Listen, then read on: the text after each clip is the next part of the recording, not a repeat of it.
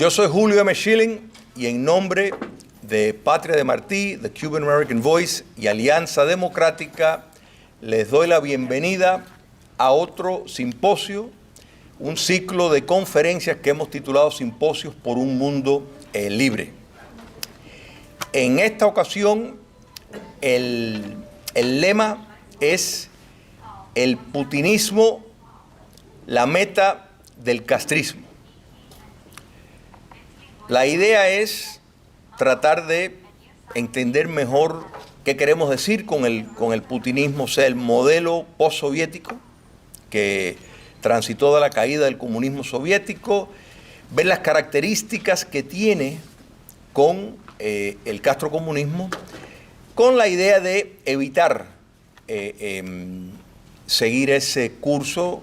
Recordemos que la caída de regímenes totalitarios no quiere decir necesariamente que se va a llegar a la democracia. Hay muchos que simplemente van en migración hacia otros modelos despóticos. Les voy a presentar los panelistas dentro de poco, pero le quiero dar las gracias a todos ustedes por estar aquí presente, al condado Miami-Dade por facilitarnos el uso de la conferencia, a todos los amigos en los medios de comunicación, los medios sociales y muchas personas como ustedes que compartieron los avisos y los enlaces para regar la palabra y hacer que esto sea posible. Le damos las gracias también a Radio República, que esto se está transmitiendo en vivo por diferentes plataformas, Patria de Martí, el canal de Wenceslao. Radio República va a transmitir esto hacia Cuba en su totalidad, de modo de que eso se lo agradecemos. Agradezco a José Tarano, el productor técnico de Patria de Martí, y sobre todo le damos gracias a Dios por así hacerlo todo posible.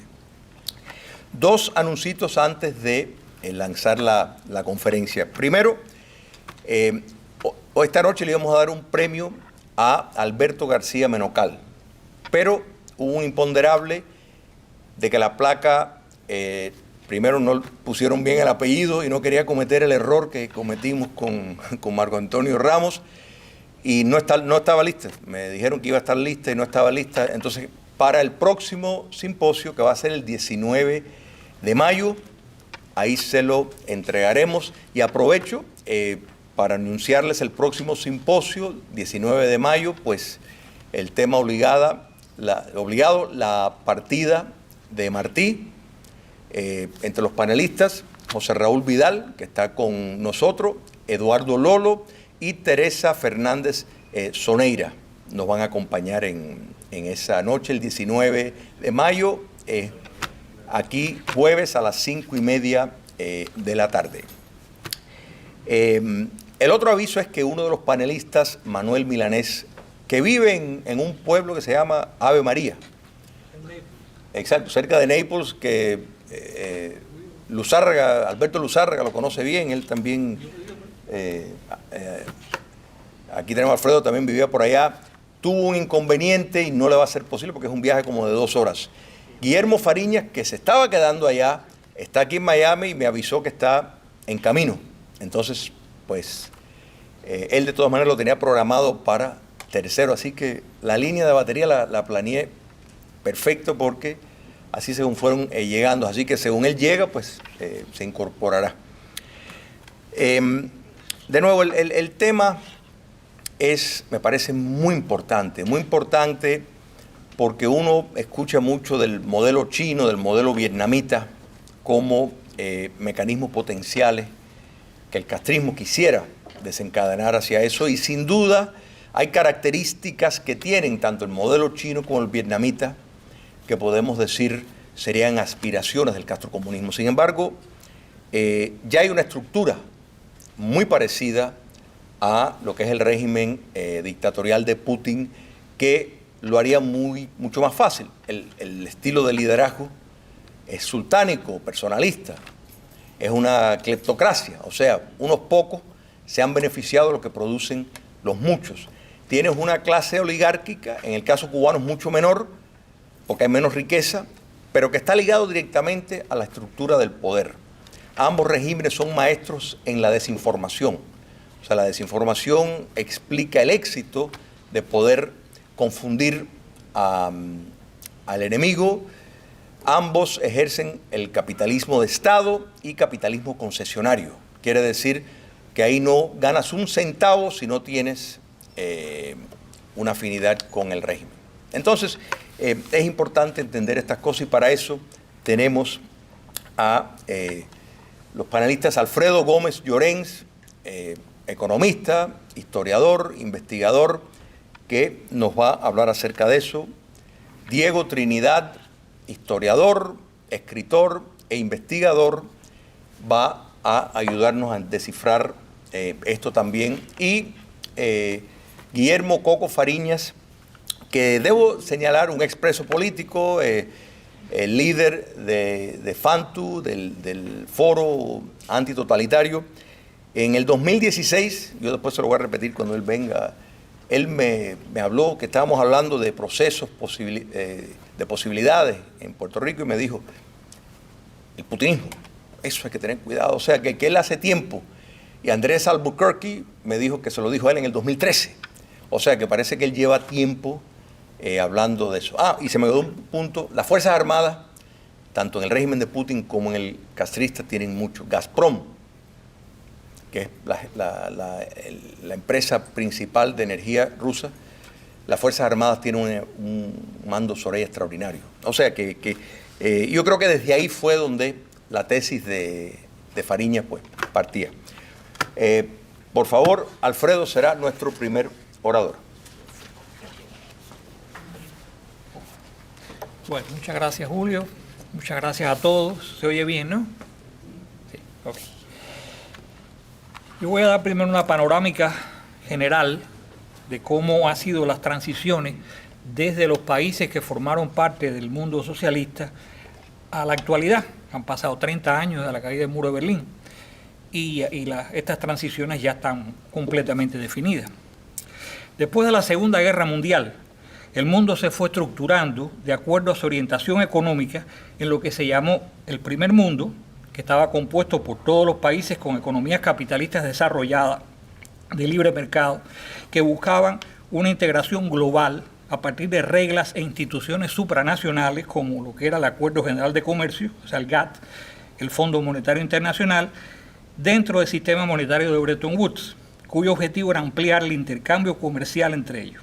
En el centro de este sistema se encontraban los Estados Unidos, que habían emergido de la guerra como la potencia hegemónica del planeta, así como toda una serie de países de Europa Occidental, Japón, Canadá, Australia, etc. El segundo mundo estaba formado por todos los países con economías centralmente planificadas, compuestos por la Unión Soviética y los países de Europa Central y Oriental. El tercer mundo, que estaba formado por todas las economías subdesarrolladas, las cuales se encontraban en mayor o menor medida dentro de un tipo de capitalismo guiado por el Estado, con un predominio de los preceptos económicos desarrollistas. El tercer mundo estaba formado por los países de América Latina, los países independientes de Asia y África, formando la periferia del primer mundo. Algunos de estos países abandonaron el modelo de desarrollo autárquico basado en el proteccionismo que promovían las doctrinas desarrollistas y buscaron integrarse al primer mundo desde la década de 1960. Los ejemplos más conocidos fueron los tigres asiáticos, Corea del Sur, Taiwán, Singapur, y en la década de 1980 la mayoría de los países de América Latina, empezando por Chile, comenzaron a desmantelar sus estructuras económicas controladas por el Estado. El cuarto mundo estaría formado por los países subdesarrollados, pero que buscaban alcanzar el desarrollo a partir de la planificación económica centralizada, formando la periferia del segundo mundo. En América Latina, Cuba y Nicaragua formarán parte de este mundo. En el Asia, China, Corea del Norte y Vietnam. Y en el África, muchos países intentaron estructurar sus economías a partir de sistemas de planificación centralizada como Angola, Somalia, Tanzania, en la medida en que salían de formar parte de los imperios coloniales, dando lugar a un tipo sui generis de socialismo conocido como el socialismo africano, que en prácticamente todos los casos resultaron en enormes fracasos que desembocaron en crisis humanitaria y guerra civil. El enfrentamiento entre estos dos bloques, que duró entre el 47 y el 89, fue lo que se conoció como la Guerra Fría, porque los conflictos armados tenían lugar en los países del tercero y el cuarto mundo. Esta estructura se mantuvo con pocas alteraciones hasta mediados de la década del 80, la caída del muro de Berlín en el 89 y la desintegración de la Unión Soviética en el 91. Algunos analistas consideraban que se estaba llegando al fin de la historia, como un libro famoso que escribió un historiador que se llama Francis Fukuyama.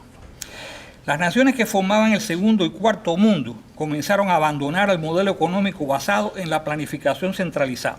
China comienza las reformas en el 78, acercándose a una liberalización de los mercados y a crear estructuras económicas de tipo capitalista, pero ello llevaría implícito una transformación consecuente del Estado.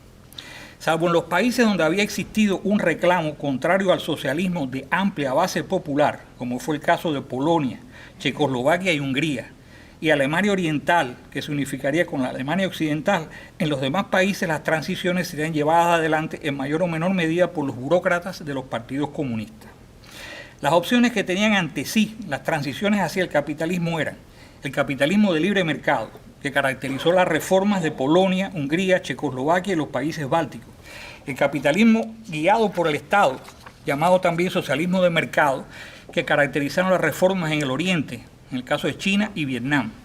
Y el capitalismo oligárquico, que fue resultado característico de las reformas en Rusia, Rumanía, Bulgaria, Ucrania, Bielorrusia, Nicaragua y Cuba.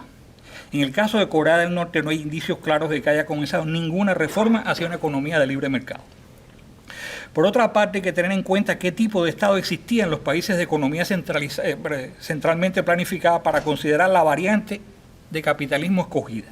Básicamente estos países tenían estados centralizados, gobernados por burocracias civiles y militares, agrupados en un sistema de partido único, el Partido Comunista, o estados de tipo patrimonial, donde el Estado era patrimonio personal de un individuo o familia. Este fue el caso de Corea del Norte con la familia Kim, la Rumanía de Nicolae Ceausescu y Cuba con Fidel Castro. Corea del Norte, como hemos dicho, no ha emprendido ninguna transición. Ceausescu fue derrocado por un golpe de Estado en diciembre de 1989 y solamente Fidel Castro comenzó la transición de una manera muy lenta y gradual, pasando el poder que era su patrimonio hacia una oligarquía cuyo núcleo central serían los miembros de su familia. De todos los países antiguamente socialistas, el más poderoso y rico en recursos naturales era la Federación Rusa, que sería el principal heredero de la Unión Soviética. No disponemos de tiempo y no es el objetivo de esta conferencia analizar el por qué Rusia no escogió el modelo de capitalismo guiado por el Estado como hizo China para emprender la transición y se movió hacia un capitalismo oligárquico. El hecho fue que bajo el débil gobierno de Boris Yeltsin, un grupo de individuos vinculados con el Estado soviético a partir de las privatizaciones que se llevaron adelante con el objetivo de crear un mercado libre, se apoderaron de los principales recursos del país, formando una poderosa oligarquía. Pero la debilidad misma del Estado, encabezado por Yeltsin, constituía un peligro para los propios oligarcas, ya que estos requieren un Estado fuerte para consolidar su poder, y así buscaron y encontraron en la figura de Vladimir Putin un gobernante que le diera cohesión y fortaleza al Estado ruso. Definiendo entonces qué cosa es el capitalismo de tipo oligárquico, que es lo que dicen el putinismo. Como en toda economía capitalista, en este tipo de Estado existen los derechos a la propiedad privada, por lo menos de forma nominal, pero las políticas del gobierno y las instituciones establecidas están diseñadas predominantemente o exclusivamente a proteger y promover los intereses de una muy reducida porción de la población, que es lo que constituye la oligarquía. En estas sociedades el crecimiento económico no es un objetivo central del gobierno, siendo la meta principal mantener y mejorar la posición de los oligarcas, que incluye también a los líderes del gobierno, y que son los propietarios de los principales recursos del país. En este tipo de Estado, el interés por el crecimiento viene siendo más bien periférico. El capitalismo oligárquico se caracteriza por un crecimiento lento y una gran desigualdad en la distribución de los ingresos. Se caracteriza también por una amplia informalidad económica, debido a la cantidad de regulaciones existentes que dificultan la entrada en el mercado y por tanto el desarrollo de un empresariado independiente del gobierno, y también se caracteriza por grandes niveles de corrupción. El capitalismo oligárquico tiende a desarrollarse más en países con abundantes recursos naturales, como ha sido el caso de países petroleros como Rusia o Venezuela, por ejemplo. Y esta abundancia de recursos es uno de los factores principales que llevó a la burocracia del Partido Comunista Ruso a convertirse en una oligarquía. En estos países, con recursos naturales abundantes, las oligarquías son especialmente poderosas. La transición del Estado patrimonial cubano comenzó en vida de Fidel Castro, a partir de lo que se llamó el periodo especial en la década de los 90. Inicialmente se trató de transitar de manera balbuceante por la variante de un capitalismo guiado por el Estado bajo el control de la burocracia militar y de las figuras históricas del Partido Comunista. La pobreza de recursos de Cuba, que no le daban una clara ventaja comparativa, unida a una concepción muy conservadora del partido dominado por una gerontocracia, hacía que el paso de la reforma fuera muy lento y contradictorio, surgiendo del mismo proceso un embrión de oligarquía que se iría estructurando cada vez más alrededor del control de los recursos del país. Mientras que al mismo tiempo, con la desaparición del escenario político de las figuras históricas del Partido Comunista, se iba debilitando la ideología más conservadora. Nosotros consideramos que el Estado oligárquico cubano aún se encuentra en un proceso de consolidación, ya que hay situaciones de primera importancia no resueltas. Primero, aún se encuentra lastrado por una enorme burocracia civil y militar que nada producen. Segundo, los derechos de propiedad no están claramente definidos ni protegidos, lo cual le da al Estado un amplio poder discrecional. Tercero, el sector privado se sostiene precariamente sobre una inmensa economía sumergida en la informalidad, debido a la cantidad de regulaciones y cargas impositivas que lo abruman. Esto hace que la economía de mercado sea de bajísima productividad e incapaz de cumplir mínimamente la demanda interna, de suplir mínimamente la demanda interna. Y cuarto, el sistema monetario vigente en Cuba mantiene a la economía en una situación especialmente inestable, al erosionar constantemente el poder adquisitivo del dinero, provocando así una transferencia implacable y empobrecedora de ingresos desde la mayoría de la población hacia la clase política y sus asociados. El Estado cubano, el Estado oligárquico cubano, no parece tener intención de abordar una reforma profunda en estos cuatro aspectos y, como siempre, espera que la solución venga de una inversión extranjera masiva. Yo quería dar ahora, a continuación, unos datos, un breve panorama de la economía cubana en el 2017. En el 2020, las cifras son cifras publicadas por la CIA, que publica anualmente toda una serie de estadísticas respecto a todos los países del mundo. En el año, los números están dados a paridad de poder de compra del dólar del 2017. Según esta información de la CIA, el PIB de Cuba en el año 2020 fue de 137.000 millones de dólares. El per cápita de 12.300 dólares, pero el promedio de consumo per cápita fue de 6.500 dólares al año, equivalente al 57% del ingreso nacional. En tanto, el Estado cubano se apropia del 43% del PIB, equivalente a unos 59.000 millones de dólares. El desempleo estimado es de aproximadamente un 11% de la fuerza de trabajo, la cual abarca unos 4.300.000 personas. O sea, el desempleo estimado sería entre 450.000 y 470.000 personas, lo cual afecta a unos 2 millones de personas, el 18% de la población. El sector estatal abarca el 72.3% de la fuerza de trabajo empleada, unos 2.800.000 personas. En tanto, el sector privado ocupa el 27.7% de la fuerza de trabajo empleada, o sea, casi 1.100.000 personas. El déficit presupuestal se estima en un 10.8% del PIB, o sea, 14.400 millones de dólares. La deuda pública se estima en 47.7% del PIB, que son 65.300 millones de dólares, y de ellas unos 30.000 millones es el monto de la deuda externa. Cuba exportó 2.600 millones de dólares, lo que significó el 1.9% de su PIB, que eso no es casi nada. Las importaciones alcanzaron 11.000 millones de dólares, lo cual implica un déficit en balanza comercial de 8.400 millones de dólares. Cuba compensa su balanza en cuenta corriente con saldos positivos que se contabilizan en la balanza de servicios debido al turismo y los ingresos por servicios de salud en otros países, así como otros servicios. Y por el saldo positivo en la balanza de remesas, esa balanza de transferencias, debido a las remesas que envían los cubanos radicados en el extranjero. Por lo que Cuba es fundamentalmente un exportador de servicios y no de mercancías. Las importaciones de Cuba provinieron en orden de importancia. El 19% de las importaciones de Cuba provinieron de España, unos 2.100 millones de dólares. Le sigue China con el 15%. Le sigue después Venezuela e Italia con un 6%. Y con un 5% cada uno, Canadá, Rusia, Estados Unidos y Brasil. El destino de las exportaciones, por orden de importancia, el 38% va a China, el 11% va a España y Holanda y Alemania con un 5% respectivamente. El principal socio comercial de Cuba es China y el segundo lugar es España. Uno de los problemas más graves que actualmente confronta Cuba es el enorme déficit y envejecimiento de su población. El promedio de edad de Cuba es de 42 años, ocupando el lugar número 37 dentro del ranking mundial de poblaciones más viejas y es el más alto de América Latina. Entre 1958 y el 2020, la población creció a una tasa anual del 1.13%. Entre el 50 y el 58, la tasa anual de crecimiento de la población cubana fue de 2.04%. De haberse mantenido esta tasa de crecimiento, la población cubana en el 2020 sería de aproximadamente 15 millones de personas. Y la población cubana desde hace años no pasa de 11 millones de personas. Por lo que el déficit poblacional estimado es de unos 4 millones de personas.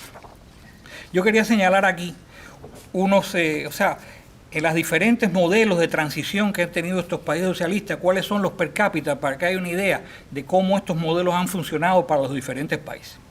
Los países que han seguido el modelo de capitalismo guiado por el Estado, fue el caso de China y Vietnam, el per cápita de China en el año 2021 fue de $16.400 y el per cápita de Vietnam de $8.200. Para tener una referencia, el per cápita en el 2020 de los Estados Unidos fue de $60.200. O sea, para tener una referencia, el de China solamente $16.400 y el de Vietnam $8.200.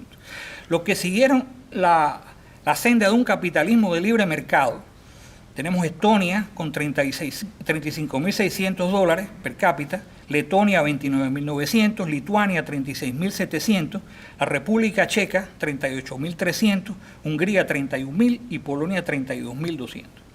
Y los países que han seguido la senda del capitalismo oligárquico, tenemos a Rusia con $26.500, Rumanía con $28.800, Bulgaria con $22.400, Ucrania con $12.400, Bielorrusia $19.100, Cuba $12.300, Nicaragua $5.300.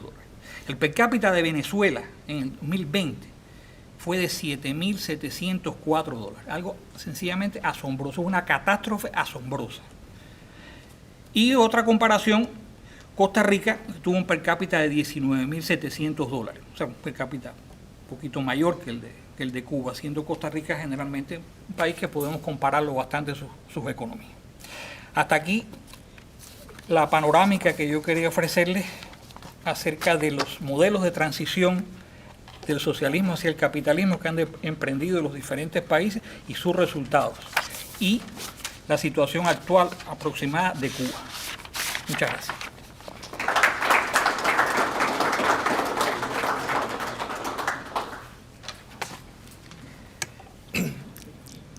Uno tiene que tener cuidado con los nombres, ¿no? Entre el putinismo, Singapur, cualquiera mete la pata ahí. Eso, exacto, por eso te digo. Hay mucho. Varias cosas. Mira, hay que recordar, por ejemplo, Rumanía. Todos recordamos. Fíjense que había un debate de cómo mejor cuál es el mejor punto de partida, si una transición pacífica o si la violencia, una transición de violencia, pues asegura una mejor partida. Pero eso no necesariamente se define en esos términos, porque Rumanía, bueno, fue un fin violento, o sea, más o menos fusilaron al dictador. Sin embargo, los comunistas aliados de él se reciclaron y no fue hasta 13 años después que realmente se rompió el monopolio de los excomunistas que siguieron con otro nombre gobernando en Rumanía. O sea que muchas veces los sistemas se suicidan para precisamente facilitar una narrativa. Y yo creo que la desconfianza del castrocomunismo en lanzarse en algo muy atrevido, por ejemplo, como los chinos, es que los chinos tuvieron una diáspora que cooperó en Taiwán, en Hong Kong y Macao, y los cubanos no. Los cubanos insisten en que Cuba tiene que ser libre, que tiene que haber una democracia, y eso, yo creo que el castrocomunismo en eso tiene razón. Ellos saben que si se mueven un poco demasiado, se les va el control. Entonces, pues, eso es muy importante. Y Yeltsin solamente, y estoy seguro que después se tocará, Yeltsin usó una estrategia magnífica de apoyar a Rusia mientras Gorbachev estaba apoyando a la Unión Soviética. Entonces, entre esa pugna, le quitó, y Yeltsin convenció a las Fuerzas Armadas a que siguieran a Rusia y no a la Unión Soviética. Gorbachev estaba tratando de hacer lo mismo, posterior al golpe fallido, y no lo logró. O sea que Yeltsin tenía muchísimos defectos, facilitó el modelo actual, tenía el problema del alcoholismo y otras cosas, pero durante el proceso fue un adversario muy calculador, a pesar de ser tan rústico. Y le doy la bienvenida a Guillermo Fariñas, que ha llegado. Yo expliqué, Coco, al principio que en el 2016 tú planteaste la teoría que el modelo actual de Rusia podía ser un factor decisivo, y Andrés Albuquerque me comentó de la conversación que ustedes tuvieron en el 2013 acerca del mismo punto, así que estamos muy ansiosos para escuchar eso. Diego, por favor. Y Diego es un investigador extraordinario, sobre todo en los temas estos de Rusia, de estudiar los sistemas, así que me alegro que contamos con él esta noche.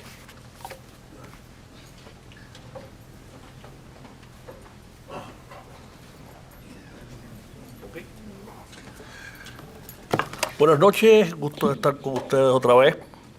Quiero decir un par de palabras antes de Julio y nuestra amistad.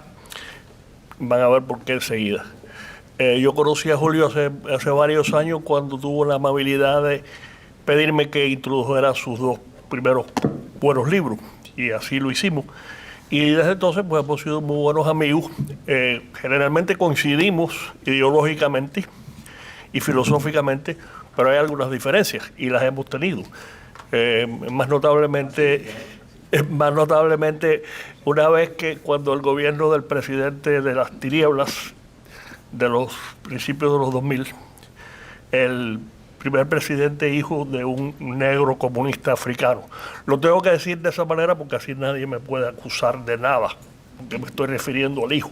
Pero bueno, cuando ustedes recordarán, cuando la famosa línea roja con Siria, Julio pensaba que se debía haber apoyado una intervención en Siria, de alguna manera. Yo me opuse terminantemente porque, igualito que me opuse un año antes a aumentar las tropas en Afganistán, porque yo sabía que él no iba a hacer nada, todo era show. Y ya estaba bueno de que mataran y hirieran americanos por política de la izquierda eterna. Asqueroso, algo imperdonable, que todavía están tratando desesperadamente de hacer ahora mismo. Pero bueno, entonces cuando Julio propuso esto, que fue en la última reunión, yo no estaba muy convencido por el enfoque, por el término, putinismo. Me dije a mí mismo, ¿putinismo de qué? Pero bueno, él quiso estructurar esto alrededor de eso, y yo entonces tengo que empezar por estar en desacuerdo con el mismo concepto, porque Putin no tiene ideología. Putin es un gángster. Putin es un represor, fue coronel de la KGB en Alemania Oriental al final en los últimos años de la Unión Soviética, pero nunca fue un hombre que tuvo particularmente autoridad, ni poder, ni nada. Fue una cicla, es lo que es, pero es un represor. Ahora, cuando llegó al poder, entonces le salieron los colores, porque es mucho más que un represor, teniendo el poder, es un homicida peligroso que ha mandado a asesinar a ciudadanos indefensos de Rusia. Así llegó al poder. Eso fue un semigolpe de Estado, efectivamente, como estaba diciendo Julio. Yeltsin simplemente utilizó a Putin de salvavidas para que no lo metiera preso a él y a su familia por corrupción. Entonces, cuando Putin llegó al poder, lo primero que hizo fue provocar la primera guerra con Chechnya. Ahí acabaron lo que estamos viendo ahora en Ucrania, especialmente en las ciudades del este. Fue lo que hizo en Grozny, la capital de Chechnya. Acabó, no una vez, 2 veces. Entonces después, para afianzar su poder la primera vez en el 2000, cuando fue electo por primera vez, que por cierto, estaba perdiendo. Todo el mundo pensaba que iba a perder abrumadoramente. El operador político de Clinton, ¿cómo se llama? Que ya ni se ve porque se equivocó como yo en predecir la elección del 2000 y lo eliminaron. Boris fue a Rusia y Boris le hizo la campaña a Putin. Y el dinero que se gastaron en pagarle a la gente y en comprar votos, y así malamente pudo elegirse. Pero lo primero que hizo para afianzarse en el poder fue provocar varios bombardeos en edificios de apartamentos alrededor de Moscú. Eso se probó tan conclusivamente que en el último, en el 4.º edificio, arrestaron a los agentes de la KGB, o lo que es la KGB ahora, que se llama FSB, y los agarraron ahí, los arrestaron. O sea, después hubo un caso de un político que predijo algo que no había pasado todavía, lo predijo antes de que pasara, porque ya sabían, lo tenían todo arreglado. Y ese es Putin, o sea, es un homicida. Todo esto que ustedes han oído en los últimos 3 o 4 meses, no, que el tipo está loco, que le ha pasado, que está muy deteriorado, que es muy peligroso. Basura, no se crean una palabra de eso. Putin es Putin y siempre ha sido igual y seguirá siendo igual, excepto, y esto yo me atreví a meterme a predecir, que no lo debía haber hecho, y prometí que no lo iba a hacer más nunca después de la elección del 12. Pero, y estamos cerca ahí, así que la predicción va y se me explota en la cara otra vez, que todo esto, toda esta situación en Ucrania se iba a acabar en mayo, y esto, en mi opinión, le va a costar el poder y le puede costar la vida a Putin. Pero bueno, volviendo al concepto de putinismo. Como él no tiene ideología, pues para mí es muy difícil pues aceptar el concepto. Él es un dictador que se ha mantenido en el poder porque se ha rodeado de los grandes oligarcas que al principio, algunos que fueron sus primeros aliados, después o los metió presos o les expropió todas las propiedades y todo el dinero que ganaron. No fue él. Yeltsin empezó el cambio en el sistema. Es muy probable que eso haya sido un grave error, como trataron de hacer a mí no me gusta usar la palabra transición, y no estoy de acuerdo que ha habido ninguna transición de ningún país a ningún lado. El maestro de las transiciones fue mi gran amigo Juan Benemeli, que me vine a enterar en la última reunión por Wenceslao, que había muerto. Yo no lo sabía. Juan escribió un libro de 900 páginas sobre las transiciones, todas, y escribió muchas otras cosas alrededor. Pero él en realidad se estaba refiriendo a las transiciones de los países antiguamente comunistas a sistemas más abiertos, sobre todo económicamente, como creo que dijo Juan. O sea, cualquier transición que haya habido malamente fue política. En las políticas, los antiguos comunistas siguieron ahí controlando el poder, cambiando de nombre, y yo diría que todavía están bastante y metido en el poder en todos esos países. Quizás yo diría que con la excepción de Eslovaquia y quizás de los países del Báltico, Polonia ha tenido problemas. Polonia ha vuelto a tener gobernantes semicomunistas. Hay una tendencia grande en Polonia al autoritarismo, como la hay en Hungría ahora. El presidente de Hungría, que lo han elegido 3 veces, es un tipo muy controversial, muy autoritario, admirador de Putin, como lo es muy lamentablemente la candidata a la presidencia de Francia, Marine Le Pen, admiradora enorme de Putin, que ahora se vio bajo la necesidad imperiosa de tener que denunciar la invasión de Ucrania, porque si no, no hubiera recibido ni un voto. Las elecciones creo que son el domingo. Y cuidado, puede ser que gane. Ninguna amiga de la libertad. O sea que cualquiera que piense que sería una buena idea un cambio en Francia, créanme que no lo sería de ninguna manera. Pero bueno, de todas maneras, volviendo a la cuestión de la ideología, eso es una cosa clave para lo que pasó en Rusia. Porque, fíjense, yo mencioné los libros de este autor, que se lo dije a Julio y me parece que ya compró uno. Son 4 en vez de 5, que yo los tengo todos. Este para mí no solo es el mejor experto en Rusia desde hace muchos años, sino también en Putin. Y entonces, uno de los comentarios sobre el libro, le voy a leer muy rápidamente 2 líneas para que ustedes vean esto a lo que me refiero. Ok.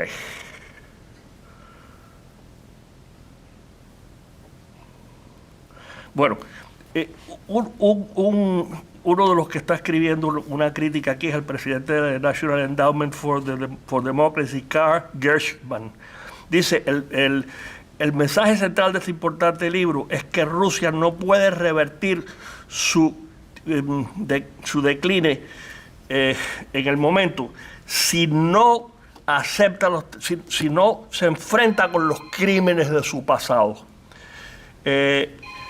Y lo de la ideología, no sé si algunos de ustedes recuerdan, el primer asesor de seguridad del presidente Reagan, Richard Allen, escribió también, David Sutter, que es el nombre del autor, demuestra cómo el terror, la ideología y el homicidio masivo fueron parte integral y fueron institucionalizados en la Unión Soviética, después desmantelados en el colapso económico, y ahora han sido resucitados en un régimen autoritario más ligero, que es el de Putin, pero sin ideología. La única ideología que Putin tiene es robar. Y créanme que como han robado los mal llamados oligarcas estos en Rusia en los últimos 20 años, es una cosa que nunca en la historia de la humanidad ha habido un robo tal.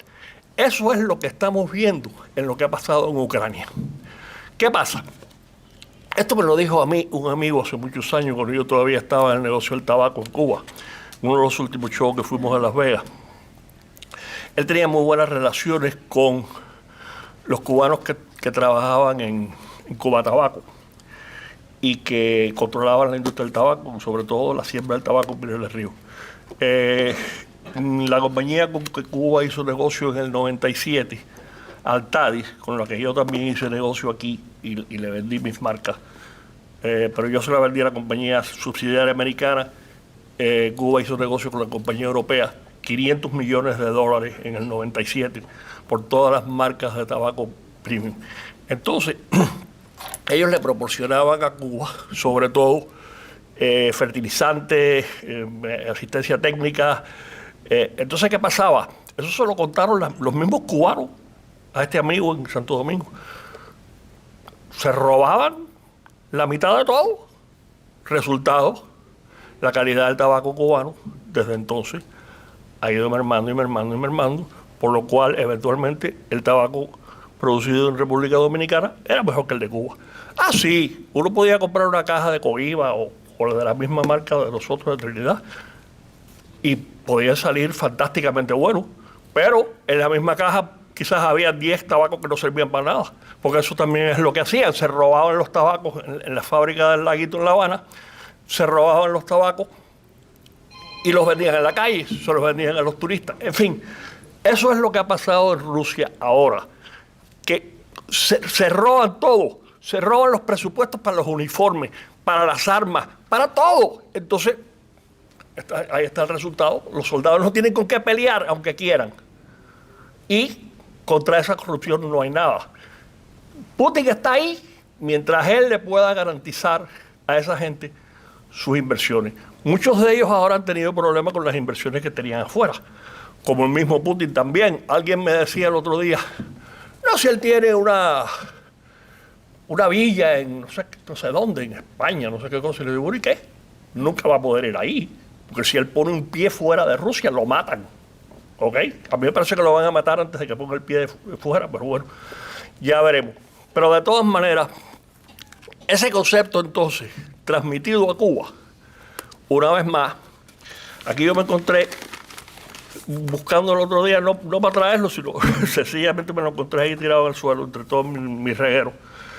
Este fue lo último que yo escribí sobre Cuba. Cuando mi gran amigo Eugenio Llanes me publicaba todo en Cuba Análisis.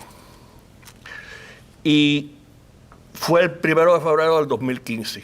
Mira el tiempo que hace. Lo escribí 42 días después de la apertura del presidente de las tinieblas en diciembre, cuando yo predije que todo iba a ser un fracaso. Por supuesto que fue. Pero yo mismo no me esperaba la reacción de Raúl Castro en aquel entonces, pues es que algunos de ustedes no se acuerden. 42 días después nada más. La fiesta le duró 42 días. Ese iba a ser su gran legado, porque él no tiene legado. La ley de salud todavía está ahí, sí, pero eso quizás le sirve a 10 o 15 mil personas. El resto, pues, ya pasó a la historia. Pero Raúl Castro entonces, ¿qué hizo Raúl Castro hace 42 días después? No se acuerdan. Yo no me acordaba hasta que leí esto.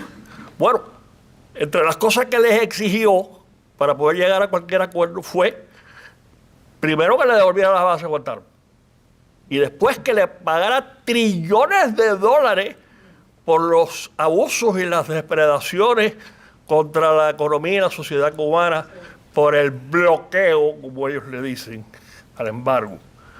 Por supuesto, eso no iba a poder ser aunque el que estaba en la Casa Blanca quisiera, y por supuesto que no fue. Yo me equivoqué un par de cosas. No es que me equivocara, es que no llegaron a pasar, porque en eso la heredera Hillary Clinton, que iba a ser la que iba a implementar todos los acuerdos finales, pues en eso le quitaron la silla y llegó Trump en el 16 a la Casa Blanca. Pero el asunto es que en Cuba, en lo que a mí se refiere, nunca ha habido ninguna transición, porque Fidel Castro simplemente lo que hizo fue que cuando ya estaba, que parece que él mismo se dio cuenta que él no podía gobernar diariamente, porque está parecido a este que tenemos en la Casa Blanca ahora. Bueno, sí, y entonces pues simplemente le entregó el poder de gobernar diariamente, ¿ok? Pero él siempre estuvo ahí, y mientras él estaba vivo, ni siquiera su propio hermano se atrevió a hacer casi nada. Yo escribí, estaba convencido con lo que yo sigo convencido ahora, y lo escribí aquí y siempre lo dije muy claramente, cuando desaparecieran los dos hermanos, eso quiere decir cuando murieran físicamente, los herederos, sobre todo los hijos de los dos y los militares, que son los que gobiernan Cuba hace mucho tiempo, iban a abrir la economía para mejorarse ellos, para ganar más dinero y para que se filtrara un poco a los cubanos de la isla y recibieran un poquito, algunos beneficios más, que pasaran un poquito menos de trabajo. Pero el control político, nunca Cuba va a compartir el poder político con nadie, ni con nadie allá, muchísimo menos con nadie aquí. ¿Por qué? Porque en eso sí es verdad que Fidel Castro siempre fue el maestro. Primero se lo dijo al mico nicaragüense. Le dijo, no hagas elecciones. Ortega le dijo, si yo soy Dios, a mí me adoran aquí tanto que yo salgo elegido por el 90%. Sí, y eso llegó Violeta y le quitó el poder. No que Violeta hiciera mucho, porque Violeta era tía de ella, pero bueno. 2 minutos. Ok, entonces vamos a terminarlo. Pero volviendo, no hay transición posible en Cuba. Pueden abrir el sistema económicamente, pero mientras Raúl Castro esté vivo no lo van a hacer. O sea, yo no sé lo que le pasa a estos comunistas, ¿ok? Los comunistas son seres tan incompetentes, tan ignorantes, tan estúpidos, que son dignos de risa si no fuera por el daño que han hecho y que siguen haciendo. Porque es que no pueden. O sea, los comunistas lo único que pueden y saben hacer es destruir. Es imposible para ellos crear nada. Yo veo fotos que me mandan de mi pueblo. Yo quisiera que ustedes vieran eso. Han pasado 60 años y se ven los 60 años que han pasado. ¿Saben lo que es? No arreglar un hueco en una calle. Pero ¿cómo es posible si tienen que vivir ahí? Pues no. Y entonces no hay ningún tipo de transición. Y yo siento mucho decirlo porque esto me ha costado hasta disgustos con amigos. Yo no le veo a Cuba ningún futuro. Por ningún lado, no se lo veo. ¿Ok? Y yo, pues, como todos mis parientes se fueron muriendo, sobre todo mis padres, al principio nos reíamos, porque el abogado de la fábrica le decía a mi tío, Coco, para allá vamos en cajita de tabaco. Eso fue en el 60. Van a ir en cajita de tabaco, si es que van. Ya murieron todos, ¿ok? Y yo no pienso ver a Cuba más. Así que siento mucho decir estas cosas, pero es que yo no lo veo. Yo no les voy a estar diciendo mentiras a ustedes aquí. Así que no me parece que es posible ningún tipo de putinismo en Cuba, porque es que ya ellos tienen su propio modelo. Ellos no necesitan a China, ellos no necesitan a Vietnam, los que han tenido éxito. No, ellos prefieren y están condenados a seguir bajo el mismo de ellos, que no sirve y no funciona, pero es el de ellos, como decía Martí, el vino es amargo, pero es nuestro vino. Bueno.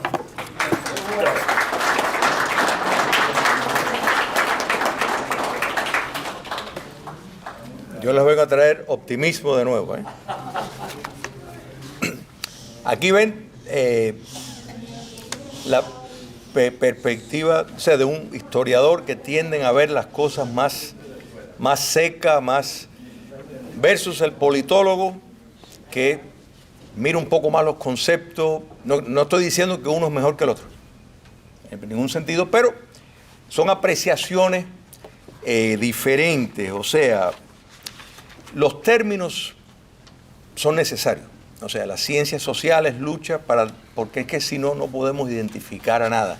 Cuando se dice, por ejemplo, un ismo, putinismo, estamos hablando un régimen, gobierno, sus leyes, sus instituciones, punto. No tiene necesariamente que venir con una ideología.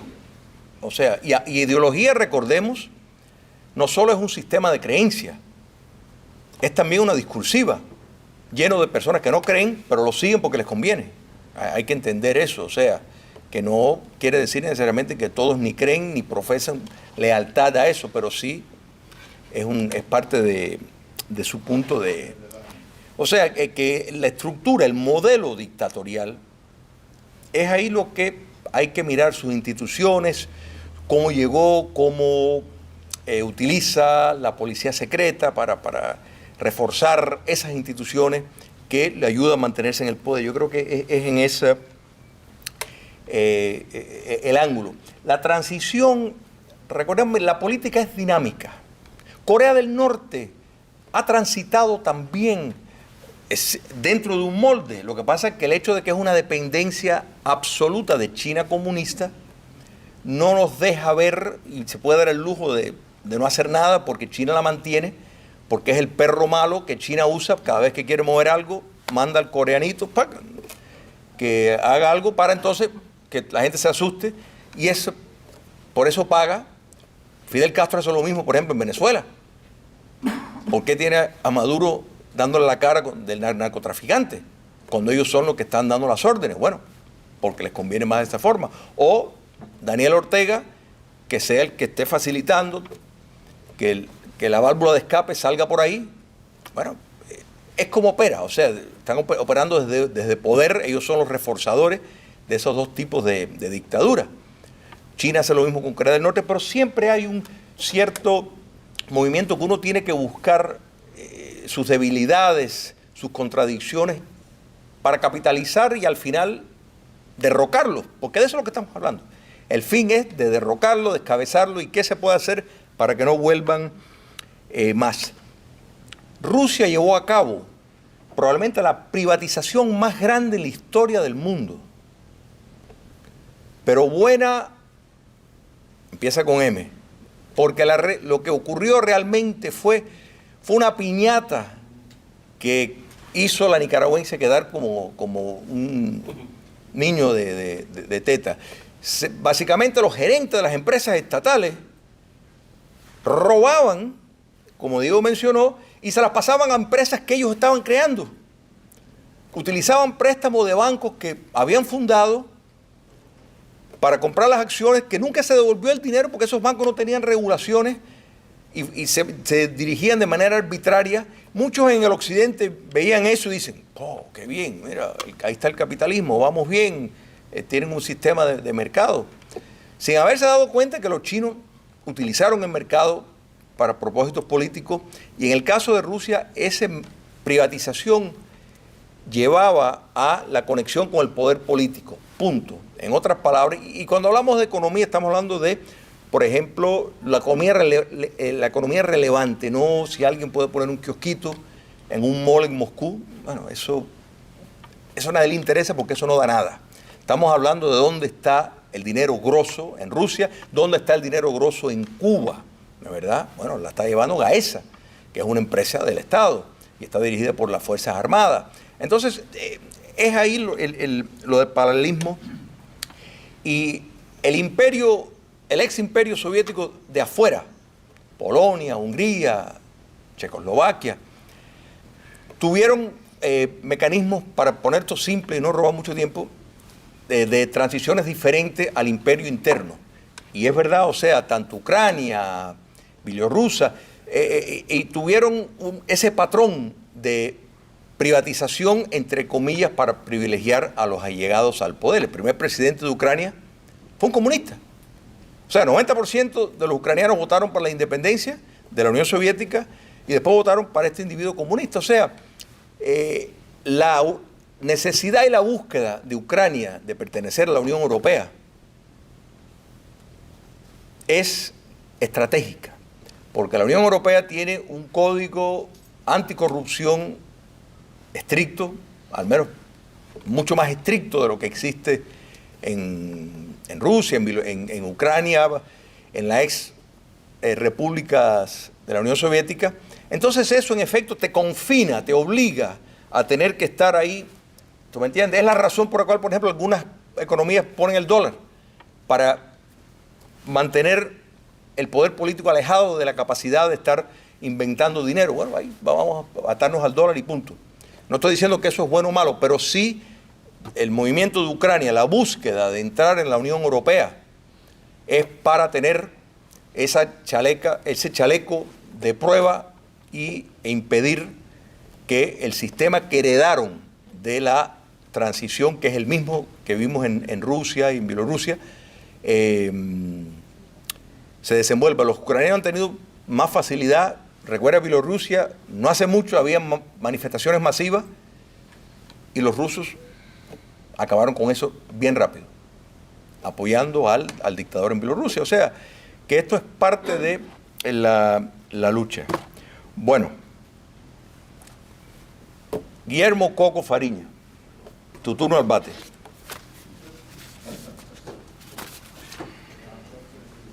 ¿Cuánto bate?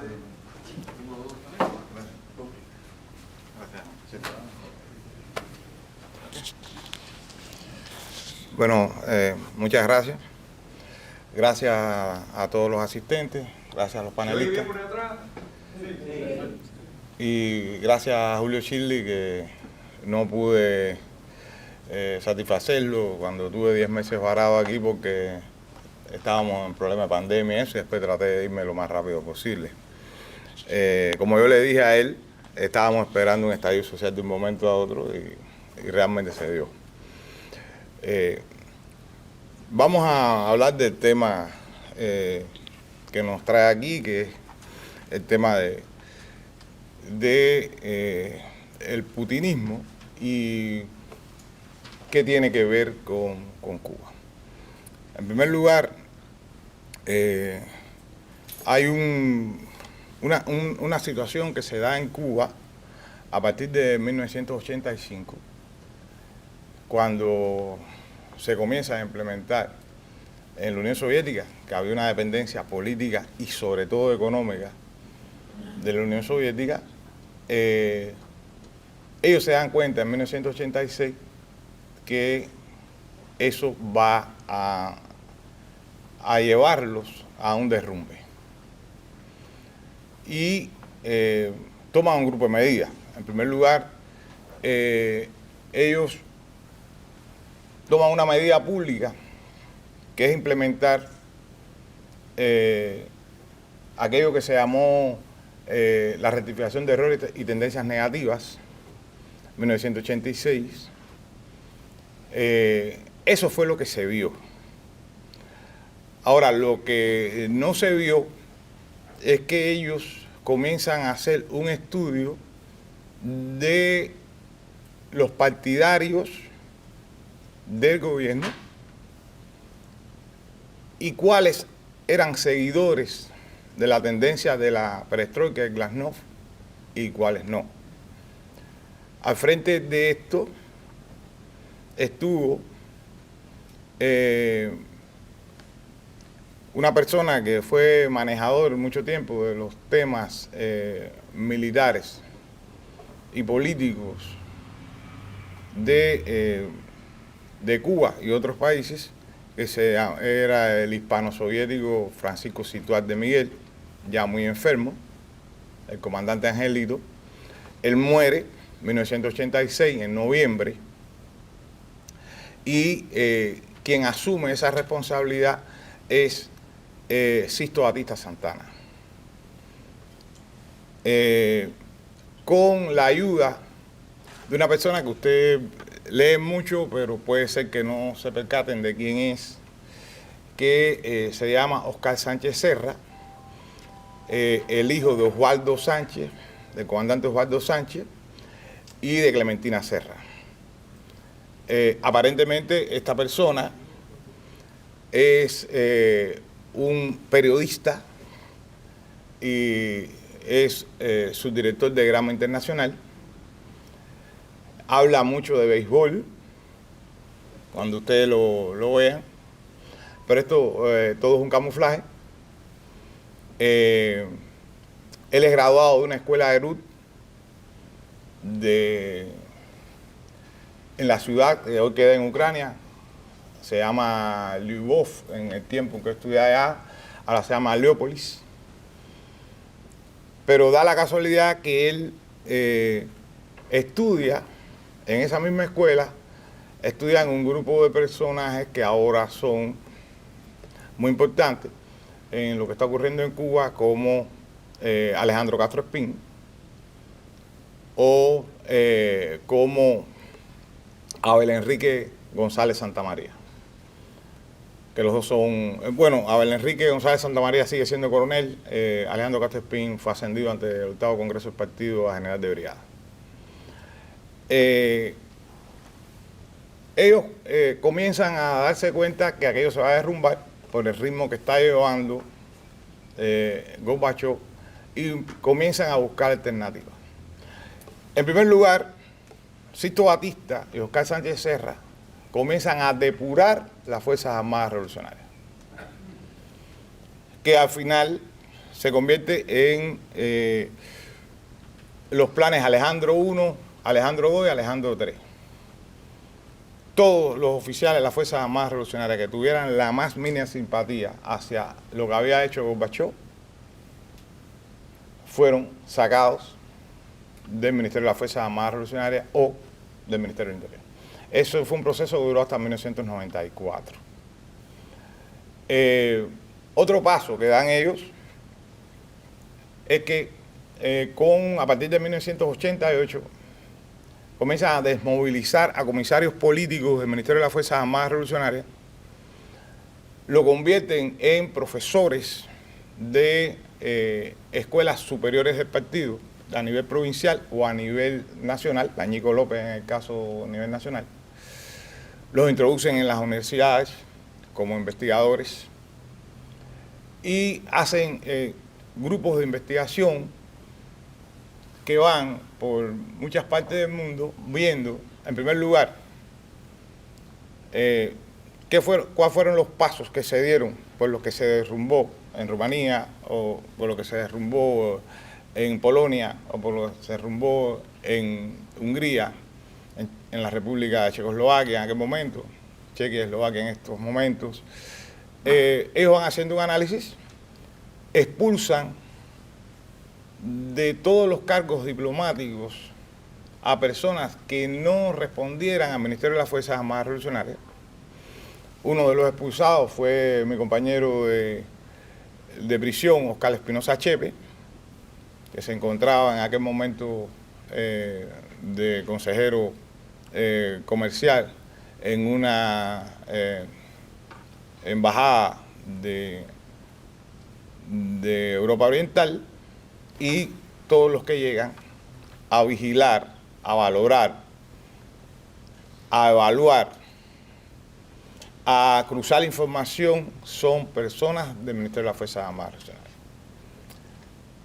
El tercer paso que dan es quitarle el poder a los fidelistas, pero no a Fidel.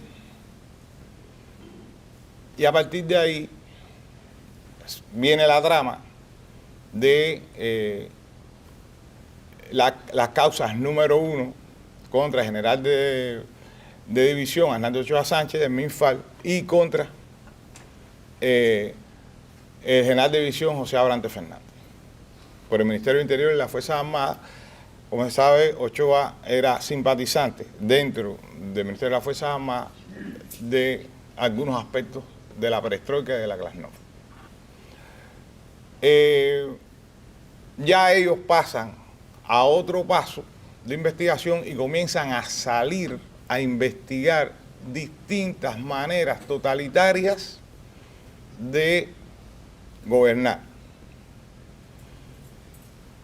Y el comisario político, que después lo hicieron rector de la Escuela Superior del partido, Ñico López, que era cerca de Hermanita,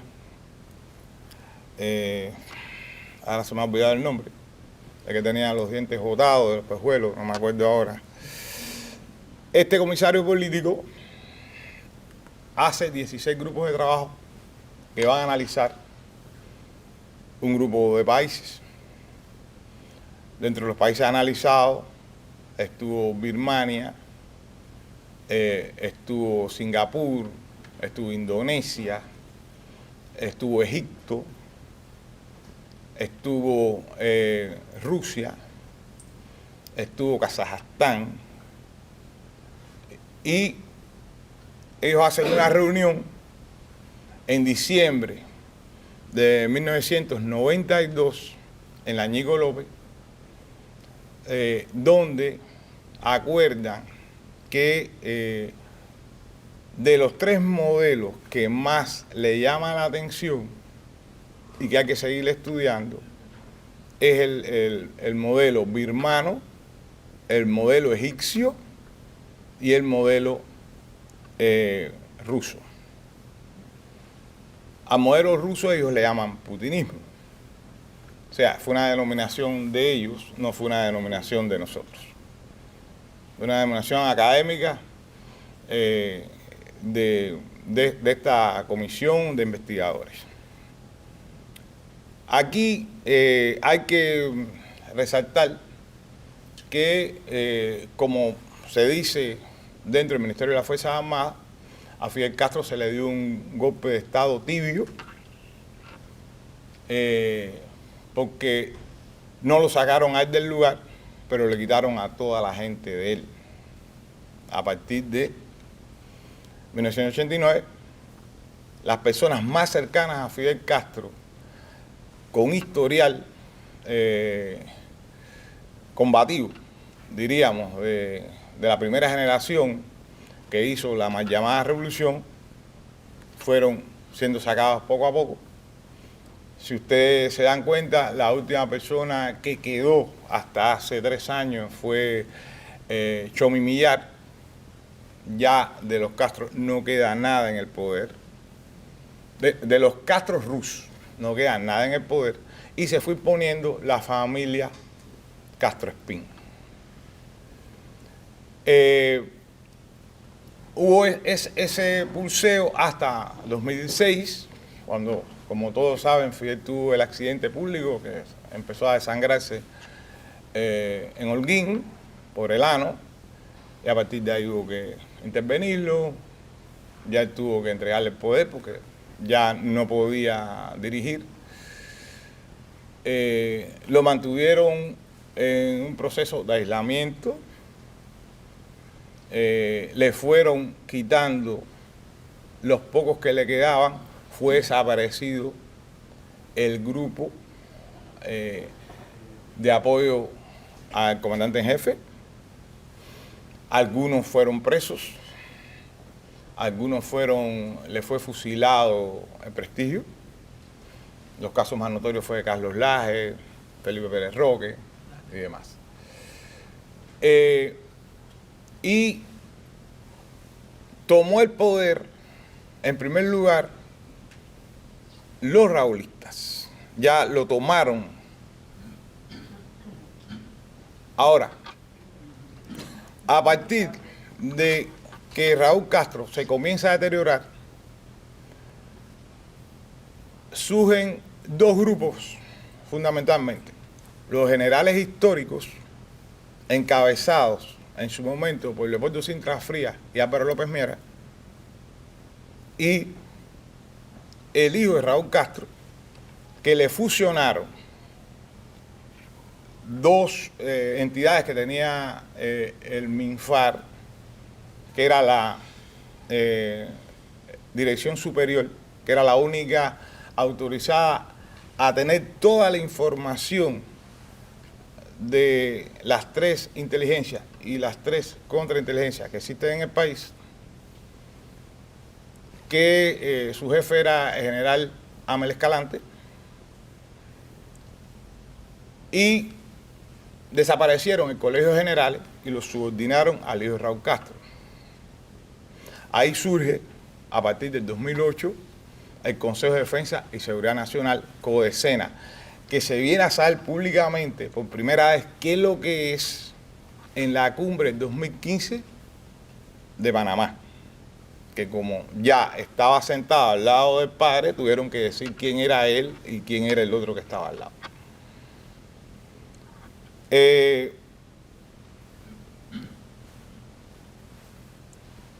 Antes de pasar a la batalla que hay en los grupos de poder actualmente, quisiera explicarle que el concepto de putinismo es la mantención a toda costa del poder. La ideología no existe. Y el principal objetivo a derrocar a mediano, corto o largo plazo es los Estados Unidos de América o la Unión Europea. O sea, es una manera de neomarxismo donde tú le das la posibilidad a los adversarios políticos de que tengan partidos y te hagan el juego, lo puedas comprar o tú lo fabriques, pero nunca vas a obtener el poder. Ese es el concepto que tiene Raúl Valdés Vivó, rector de comisario político de las Fuerzas Armadas, pero además después rector de, que se me había olvidado el nombre, disculpe, rector por muchos años, hasta que murió prácticamente, de la Escuela Superior del Partido. Ese era el concepto que él tenía de lo que iba a pasar en Cuba. Realmente, lo que hay en Cuba actualmente, hasta ahora, es una mezcla de lo ruso y lo egipcio. Ellos no se han atrevido, como estaba diciendo uno de los panelistas, a darle un paso de apertura, porque, como dijo Julio, el exilio tiene dos características, y la diáspora: son muy combativos y no han podido ser comprados, y son muy fuertes económicamente, y ellos no pueden con eso. Por eso no se da el tercer paso. Por eso estamos en un momento crítico, porque ellos están esperando que la generación más radical, histórica, de el anticastrismo muera por causas naturales, para ver si el desinterés o la tecnocracia de los herederos no es tan militante contra el comunismo. Por eso ellos están tratando de ganar tiempo constantemente. Entonces, para cerrar, porque no quiero extenderme, en estos momentos en Cuba existe una pugna entre tres grupos de poder, uno encabezado por Álvaro López Miera y los generales históricos, 4 generales de 3 estrellas, general de cuerpo ejército, y 4 de 2 estrellas, todos con la característica que son incondicionales a Raúl Castro, al único que se le subordina. El otro grupo de poder es el grupo de Alejandro Castro Espín y todos los que estudiaron con él, los Carmelitos de Playa Baracoa, que estudiaron con él en la Academia de la ERUT, que por ejemplo hay una persona que entra mucho a Estados Unidos, hace mucho trabajo propagandístico dentro de las universidades, que es Cremata, el de la Convenita, que está graduado con ellos en la misma academia. Y sin embargo es un artista, un intelectual que tiene un grupo de teatro infantil. Pero José Alberto Cremata, si no me equivoco, o no sé si Luis Alberto o José Alberto Cremata, es graduado en la misma academia del mismo año con Alejandro Castro Espín y forma parte de este gran fraude que ellos están tratando de lograr. El tercer grupo que está surgiendo es el grupo de el ya general de división, unos días antes del 8º Congreso del Partido, por no quererlo ascender, fue que le costó el puesto a Leopoldo Sintra Frías, que es Luis Alberto Rodríguez López Calleja, todos conocidos, es el hombre financiero, el financista, el tecnócrata. El grupo de los generales y el grupo de los generales históricos y el grupo de Luis Alberto Rodríguez López Calleja se están fusionando, le están dando prebendas a los hijos de esos generales. Por ejemplo, pueden buscar en internet que Abaguanex, le fue entregada a la hija del general de división Ulises Rosales Toro, antes que muriera Eusebio Leal. Están dando pasos para funcionar esos grupos porque uno tiene las armas, otro tiene la represión y el otro tiene el dinero. Ahora, la característica principal de estos tres grupos de poder es que todos son graduados en la Unión Soviética.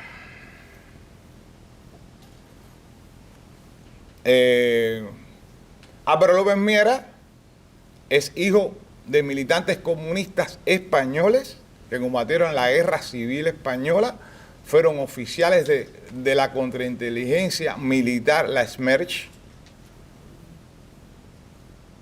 Después fundaron, junto con Emilio Almendro, el padre Vilma Espín, la Universidad de Oriente, con parte del oro de Madrid.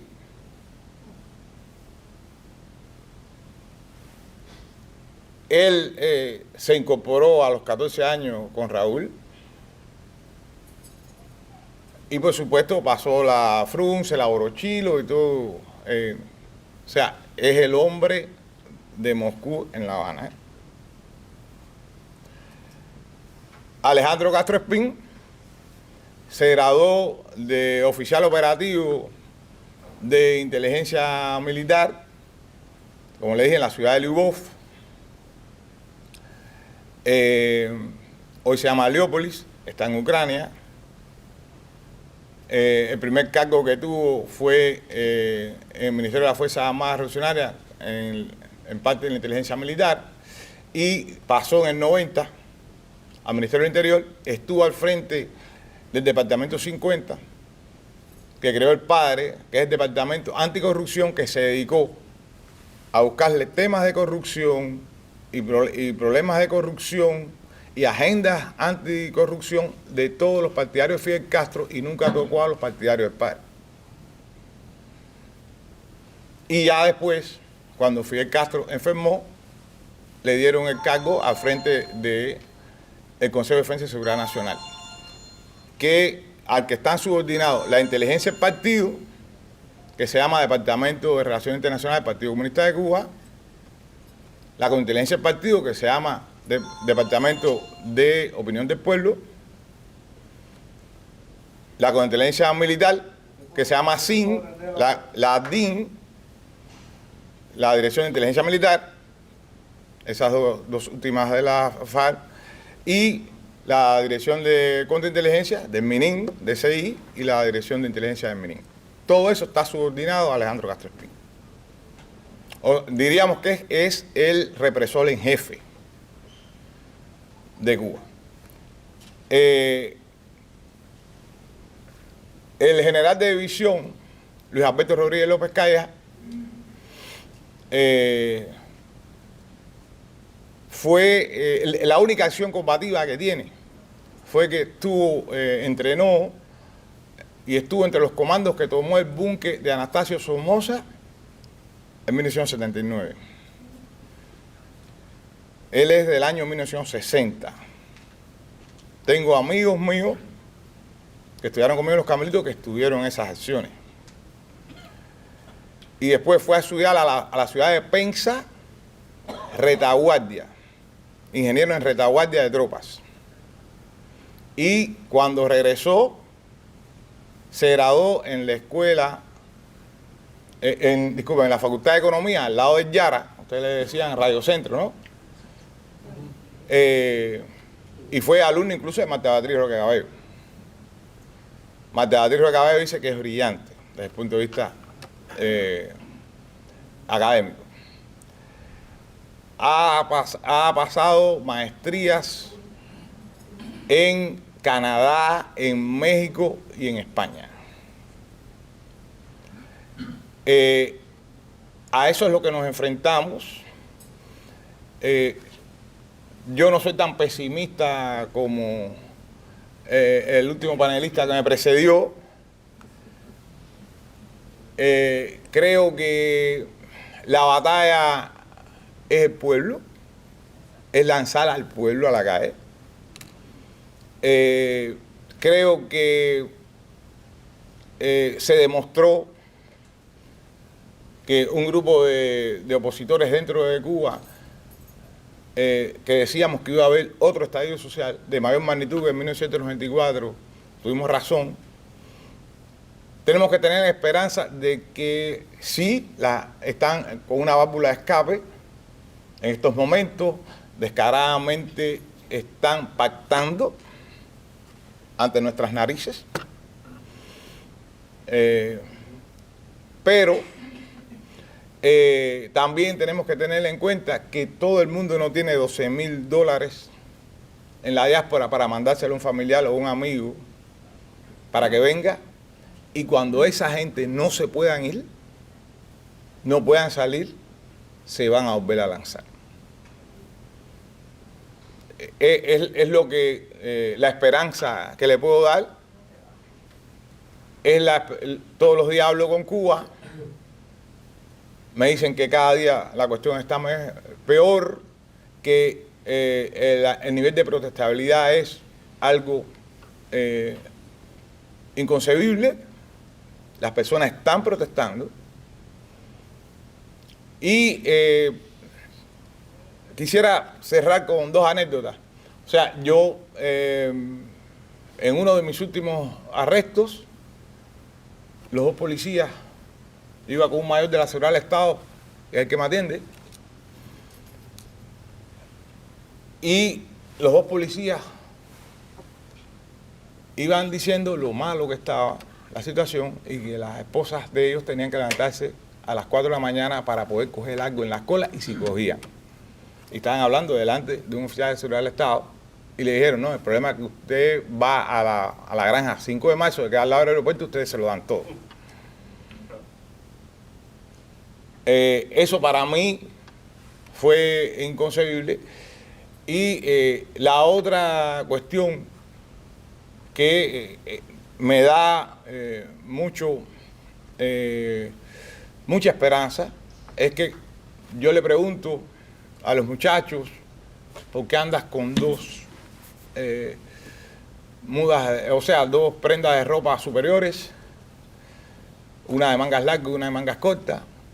Y me dicen, padrino, es para que cuando se forme de nuevo, una me la pongo en la cabeza para que no me reconozcan las cámaras y la otra es para que no me reconozcan por los tatuajes. O sea, la mentalidad de la juventud es que se va a volver a formar y es lo que yo le puedo traer de allá. Muchas gracias.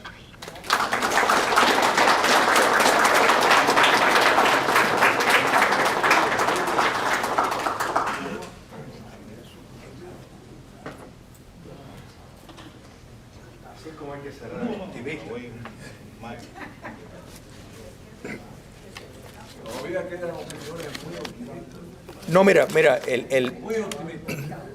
nosotros somos parte de la nación cubana. Recuerda, la nación no tiene límites de territorio. O sea, sí, no vivimos dentro del territorio de Cuba. Eso es verdad. Pero pertenecemos a la nación cubana, igual que perteneció Padre Varela, igual que perteneció Martí, igual que perteneció Maceo. De modo de que ya hay en nuestra historia una larga trayectoria de la nación cubana desde afuera, teniendo un impacto decisivo en los futuros de Cuba. El Coco menciona el factor económico. Estamos hablando, la nación cubana fuera del territorio, si fuéramos a medirlo en Producto Bruto Interno, es 9 veces más potente que la isla de Cuba. Si miramos lo que han apostado, no desde ahora, desde que empezaron a utilizar la inmigración como un mecanismo para que los cubanos se olvidaran de Cuba, hemos visto, y yo creo que las protestas recientes en apoyo, no solo dentro de Cuba, por supuesto, que es la prueba del fracaso del hombre nuevo, sino en el exilio, cómo la nación cubana, aunque incluso hayan nacido aquí, aunque sean nietos de sus padres estaban pidiendo libertad. Hay un nivel de concienciación. Eso es lo que nunca contó el castrocomunismo. Entonces, mientras eso persista, el castrocomunismo no puede buscar vías alternas para económicamente sostenerse en el poder. Por eso es que no nos podemos cansar. Yo creo que lo del 11 de julio realmente tiene que ser una carga de reserva extraordinaria para nosotros, porque tomen en cuenta que el castrocomunismo está tratando de lograr confesiones falsas de los que están presos, diciendo de que la CIA los entrenó, que desde afuera los prepararon, y no han logrado un testimonio falso de ese tipo de mentira, que lo han hecho a través de toda una historia. Sin embargo, están fracasados en ese intento. En otras palabras, han producido una nueva oposición que en otro momento tal vez no hubiera entrado en el terreno político, y así están. Entonces, yo comparto el optimismo de Coco, de muchos de ustedes, y la importancia de entender hacia dónde quieren ir como estrategia es para, y en esto tenemos más responsabilidad nosotros porque somos libres y podemos movernos, es salirle al paso, es poner presión dentro de los gobiernos, es hacer campañas de concienciación efectiva para precisamente no permitir ese movimiento, esa oposición leal, que no es otra cosa que una pseudo oposición, toda la trama que ellos saben que necesitan cruzar para que le den lo que ellos quieren. Y eso no lo van a lograr. Bueno, y Václav Havel, yo creo que yo lo he mencionado anteriormente, 6 meses antes de la caída del muro de Berlín, le preguntaron si él pensaba que había posibilidad de liberación, y él dijo que no, que eso no, que no era factible. O sea, digo esto porque muchos de nosotros nos sorprendimos con el 11 de julio. Y hay una corriente subyacente en Cuba que está activa, y Coco viene de allá, tiene contacto, o sea, tal vez tiene una apreciación más con lo que está ocurriendo en la tierra, y por eso le agradezco enormemente. Nosotros hemos estado por tenerlo como invitado. El tema del virus chino y eso complicó todo, pero en esta oportunidad pues nos ha ayudado enormemente, enriquecido con toda esta explicación que me parece válida y concreta. Y hablando de concreto, tenemos 30, 35 minutos. Normalmente, nunca me gusta decir, hagan preguntas nada más y no hagan comentarios, porque yo entiendo que, mira mami, estoy aquí haciendo comentarios.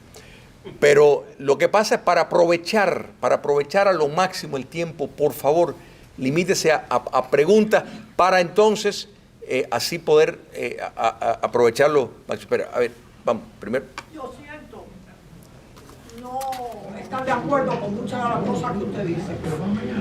Yo llevo aquí 62 años. Yo salí niña y soy vieja. Así que parto de eso. Salí con mi país precioso, lindo, limpio. Y ese recuerdo no hay quien me lo quite. Ahora, lo que yo veo es que la gente en Cuba, ellos están allí. Yo estoy aquí comiendo jamón y ellos no. Ellos no trabajan, no hacen nada, están allí metidos y los de aquí les mandan dinero, no hacen más nada que coger el dinero que de aquí se les manda. Cógeme Ucrania, la gente está muriendo en Ucrania como si fueran chinches en Cuba. Se los llevan presos y los matan, o están presos y se mueren en la cárcel, pero no he visto que hagan nada como están haciendo los ucranianos. ¿Por qué? Son mejores que los cubanos. No entiendo. Entonces ellos quieren que mis hijos, criados y nacidos aquí, vayan a Cuba y les solucionen el problema. Y después de que solucionen, Yankee go home. Y eso tampoco puede ser. Así que yo no entiendo qué solución hay en eso. A ver, dale, después José Yo Raúl. creo que una de las aspiraciones de la Junta Militar es que perdamos las esperanzas. Y todos estos fenómenos que usted está describiendo son ciertos, pero les recuerdo que es una metodología de las sociedades comunistas lograr la pérdida de valores cívicos. O sea, el trabajo no es un valor social en Cuba. Tú vas al trabajo porque puedas robar. Si tú no puedes robar, tú no vas a trabajar. El matrimonio no es un valor cívico en Cuba. La religión no es un valor cívico. El estudio no es un valor cívico. Superarse. Perdón. O sea, eso lo crearon las becas. Estudian allá y vienen acá a trabajar aquí. Pero allí no se quedan allí. Aquí Pero estudian. no constituye un valor cívico para la sociedad en donde se está. No constituye un valor cívico. Hay personas que puede ser que se gradúen de estomatólogo. Yo tengo amigos que se han graduado de estomatólogo o de médico, y los que están graduándose de estomatólogo y de médico para poder aprender el inglés para venir aquí y revalidar aquí, hacer el BOAR aquí. Porque no hay el valor cívico de que tengo que luchar por mi patria. Y eso lo ha creado, eso lo creó a partir de que el comunismo siempre ha separado a los hijos de los padres para poderlos adoctrinar. O sea, eso es un fenómeno que tenemos que enfrentarnos. Mañana mismo puede derrumbarse y la reconstrucción de Cuba va a ser de 10 a 15 años. Reconstrucción material. La reconstrucción espiritual de Cuba va a durar 3 generaciones. Porque hay un daño antropológico enorme. Entonces, yo no sé, usted hace lo que usted quiera, pero ellos están jugando, se lo digo, ellos están jugando con que esta diáspora combativa y anticastrista pierda la esperanza. Para que tenga que decir, está bien, vamos a cuadrar. O se muera. O se muera. Queda poco. Queda poco. Porque creo que lo más importante aquí es decirle a quien viene detrás de usted, a sus hijos, a sus nietos, no claudique, que uno claudique. Y ahí se jodieron ellos. Muchas gracias. A ver, José Raúl, después Caballero, después usted. Las minorías Después, son las Andrés. que hacen los cambios. Nunca la mayoría, la minoría. A ver, después usted. Solamente escuchando las 3 exposiciones han sido magistrales, la cuestión esta de las estadísticas y bueno, todo lo que se ha hablado en torno a los grupos de poder que estaban hablando ahorita, sobre todo los 3 grupos de poder estos que existen militares, que tienen intereses diferentes, aunque todo el mundo quiere estar agarrado a ese poder. Me pregunto, porque el 11 de junio fue algo increíble y siempre hay quien ha tenido la tesis de que los militares pudieran de alguna manera determinar una situación como la del 11 de junio, y el 11 de junio los militares por supuesto no hicieron absolutamente nada sino reprimir más al pueblo de alguna manera. O sea, mi pregunta es, con estos 3 grupos que están establecidos en una junta militar, ¿cómo se ve ese futuro si vuelve a existir ahora una explosión social? ¿Qué crees que los militares pudieran realmente hacer en medio de una situación como esta, en un escenario como ese? Bueno, con la información que nosotros tenemos de compañeros de armas de nosotros, que algunos están en activo dentro del Ministerio de las Fuerzas Armadas Revolucionarias, otros no, pero tienen sus vínculos. El ministro de las Fuerzas Armadas Revolucionarias, a general Álvaro López Miera, se negó de plano a sacar las tropas a la calle. O sea, las tropas que reprimieron fueron las tropas del Ministerio del Interior y fueron los cuadros profesionales, CDR, FMC, partido, Toda esta gente que viven de botella política. Yo pienso que hay intereses. El grupo de Alejandro Castro Espín tiene las manos manchadas de sangre.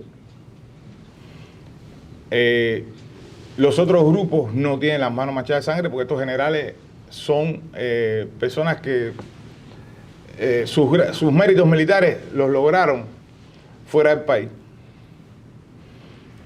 Ninguno de ellos perteneció a la lucha contra los guerrilleros anticomunistas. Todos eran muy jóvenes, estaban estudiando en la Unión Soviética. Y cuando regresaron ya no era eso un factor. El tercer grupo lo que quiere es salvar su dinero y sus inversiones que tienen en Sudáfrica, que tienen en Mozambique, que tienen en Angola, que tienen en Argelia.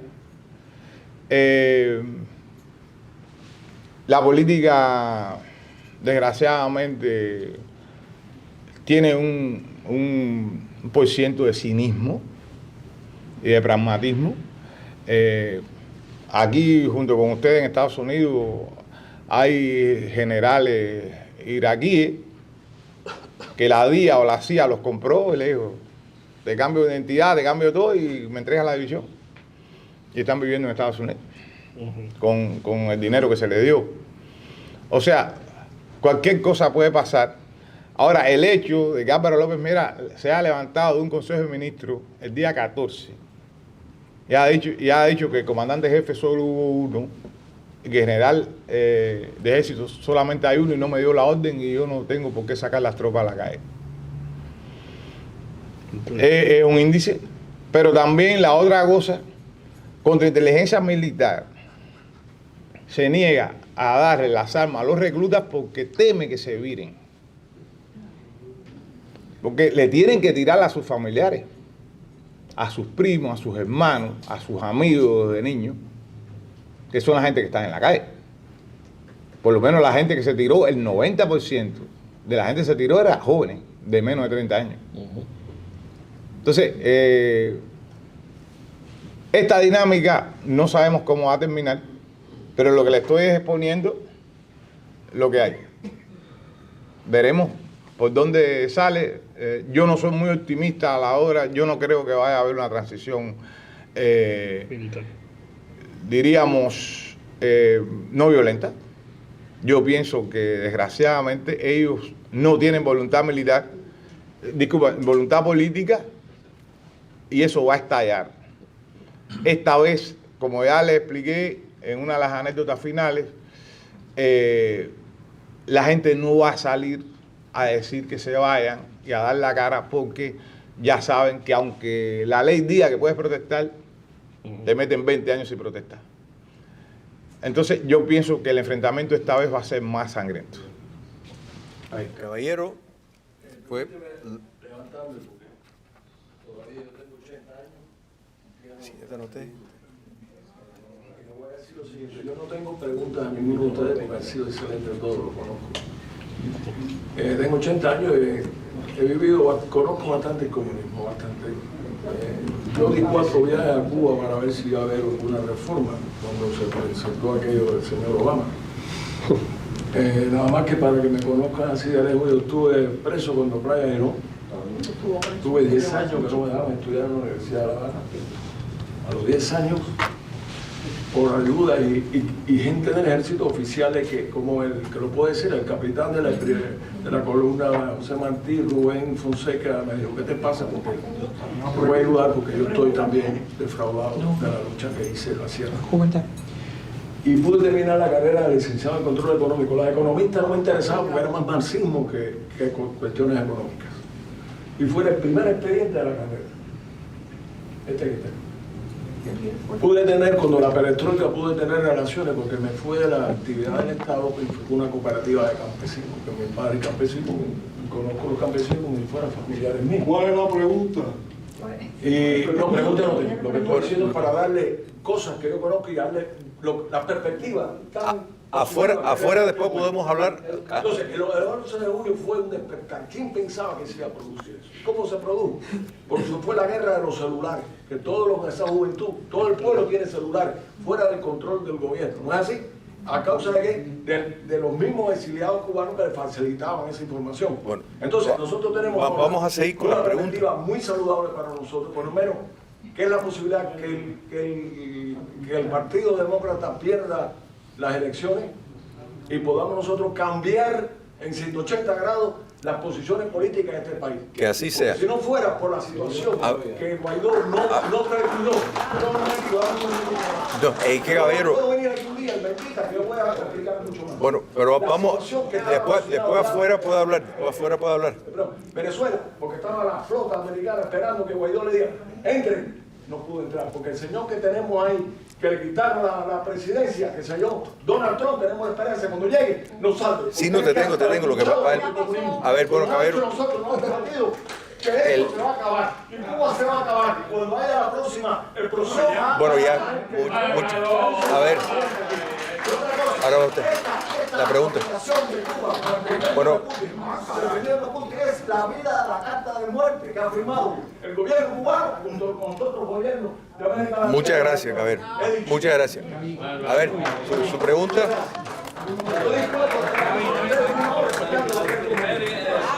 Que intervino cuando él habló de productividad y eso, y no mencionó si era equivalente al dólar o o el peso. No, son dólares. Yo lo dije al principio. Al principio yo lo apliqué. Dólar del 2017. Esa era la... A ver, Andrés, después la señora acá, después Laura. Sí, creo que es inválido la comparación del putinismo. En realidad, Cuba tiene una historia a partir de una herencia hispana y Rusia tiene una tradición de zarismo, de control de un territorio de 12 millones de kilómetros cuadrados. La comparación no la creo que sea posible.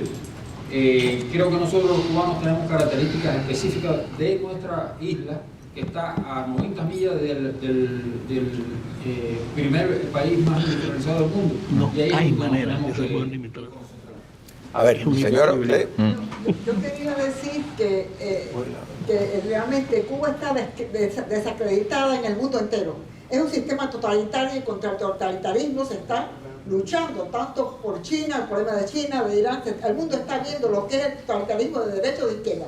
Más de izquierda, porque en derecha la persona tiene mucha más libertad de salir, de entrar, de vivir, que un sistema totalitario total como en Cuba, que desde que se levanta la persona está controlado hasta que se acuesta. O sea, se sabe quién vive, quién come, cuando sale, dónde sale, o sea, se sabe todo. Ahora, yo me digo ese pueblo, yo me pregunto si ese pueblo un día no va a salir todo a la calle, o sea, se pone todo de acuerdo y salir a la calle y entrar en los lugares gubernamentales para destruir al sistema, o sea, porque, o sea, no sé, yo pienso si eso puede ser, cómo está el cubano realmente. Eso no lo pasa. A ver, Yo creo que, Sí, yo sí creo. o sea, yo creo que fueron 72 municipios los que se tiraron a la calle. No se tiraron más municipios porque cortaron internet. Y no hubo más. Y no hubo más, o sea... O sea, donde quiera son repudiados los Sí, cubanos sí. y el sistema de O sea, pero a ellos no les interesa yo eso. sé que no les interesa. A ellos no les interesa eso. Ellos lo que les interesa es su dinero Mantenerse y su poder. Si no podemos quitarle el poder, por lo menos hay que quitarle el dinero. Que cuando comencemos a quitarle el dinero, que lo estamos haciendo, el exilio lo está haciendo, este exilio lo está haciendo, le está quitando la prestación de servicios médicos, que eran 7.000 millones de dólares. Ellos están muy mal por esa parte. Con la situación de Rusia, ellos se han tirado. Yo vengo de la Unión Europea y yo nunca había encontrado Europa así. O sea, Europa se siente bajo asedio, bajo posible invasión. Saben que las características de Putin, quieren que se convierta en un Adolfo Hitler y están dándose cuenta que cometieron un error al permitir el putinismo o a Putin o a una transición espuria ahí en Rusia, y ahora están pagando las consecuencias. Por lo tanto, hasta los miembros del Partido Socialista Popular de España, los diputados del Partido Socialista Popular, estaban decepcionados con la posición de Cuba, cosa que nunca había visto. El hecho de que el ministro de Relaciones Exteriores de la Unión Europea haya sacado un comunicado por primera vez diciendo que es una dictadura, cuando la anterior había dicho que era una democracia de un solo partido. Yo pienso que incluso yo me siento decepcionado con la actual administración, con el mayor respeto, que no soy ciudadano norteamericano, pero me siento decepcionado porque yo hace 2 semanas estuve en Washington, me reuní con la vicesecretaria de Estado, me reuní con el viceasesor de Seguridad Nacional y le dije eso mismo, que lo estaban chantajeando a través del éxodo, y dije todos los éxodos que ha habido, Camarioca, los vuelos a la libertad, Mariel, la base, que no se dejaran chantajear, hicieron todo lo contrario. Claro. Es que le conviene a este país, yo no sé lo que está pasando. A ver, Laura. Gracias. Bueno, primero le quiero dar las gracias a Chile por esta presentación y también a los aparaticos que todos tenemos en las manos, que por eso pude verlo desde el principio, las 3 exposiciones. Muchas gracias, Chile. No, gracias a ti. El putinismo que más me gustó fue el del señor Diego Trinidad, y a él me quiero dirigir preguntándole, ¿quién va a eliminar a Putin? Y eliminando a Putin, caen todos los desgraciados de Cuba, cae la dictadura cubana. No. Pero ¿quién lo va a...? Bueno, usted dijo que iban a eliminar a Putin. A eliminarlo ellos mismos. Ellos mismos, por lo que él acaba de decir. Toda esa gente tiene todo el dinero fuera de Rusia.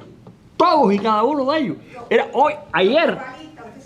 Todos los oligarcas. La oposición rusa como Galmani está preso. Lo tienen acá, lo tienen en peligro. No es cuestión de que esté preso. La oposición es lo que vale. Él allí es un dictador absoluto. ¿Ok?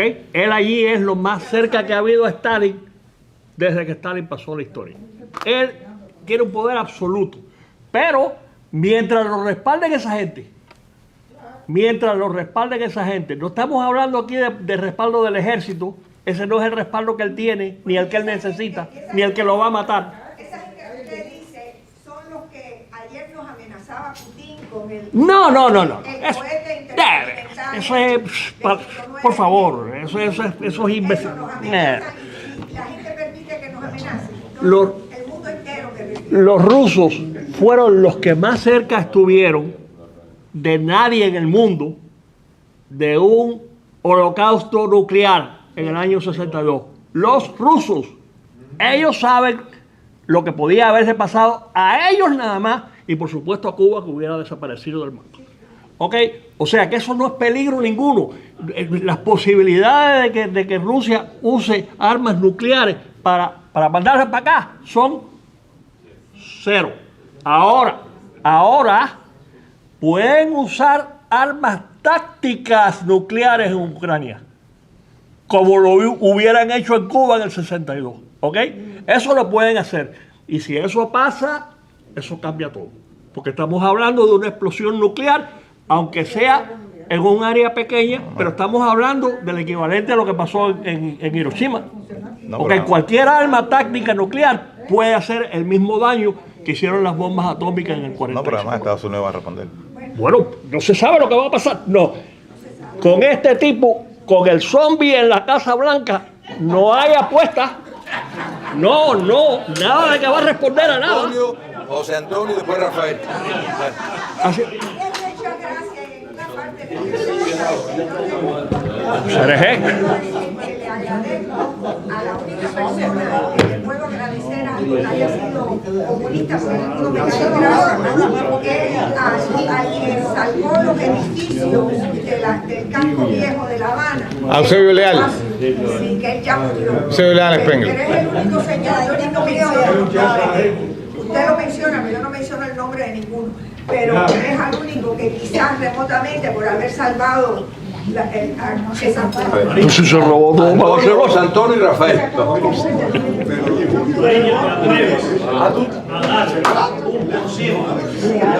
Julio, mira, él está.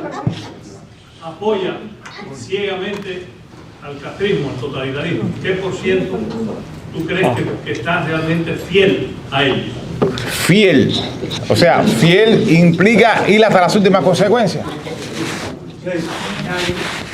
150.000. 150.000. ¿Cómo? 150.000. 150.000. Del pueblo de los 11 millones. De los 11 millones. Ahí está. Eso es. Venga, vamos a cerrar en una buena nota. José Antonio. No, yo lo que quería decir que cuando el señor Trinidad habló de no va a disfrutar de lo que compró en España, la primera vez que yo fui a España en el año del Tabará, me acuerdo que la familia mía es del norte, ¿no? De Asturias, y después tuvimos unos espigones preciosos, bien bonitos, de lo que bello está esto por aquí. Y dice la pariente, el padre descanse, ella murió, me dijo, eso es de cubano.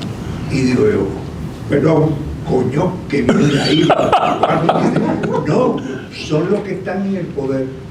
Pues en este instante ellos están al igual. La amiguita de Potín, la olímpica, tiene un condominio en Monte Carlo que costó 22 millones. ¿Lo disfrutará ella?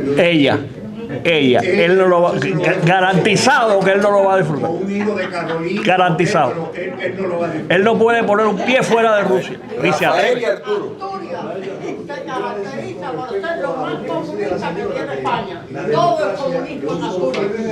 Es igual que una llave pierde, es decir, no funciona, se cae. Además de eso, yo creo que las elecciones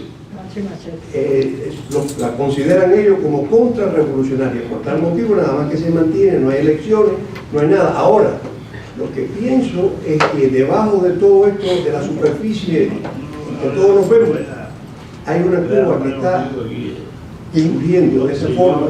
Y como decía el señor Coco Fariña, no, a mí me gusta el Median Coco.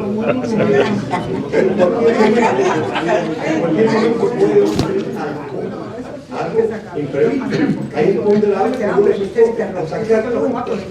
y la saca. Hay otras cosas que aparecen después de la cuenta y eso es lo que pudiera ocurrir cuando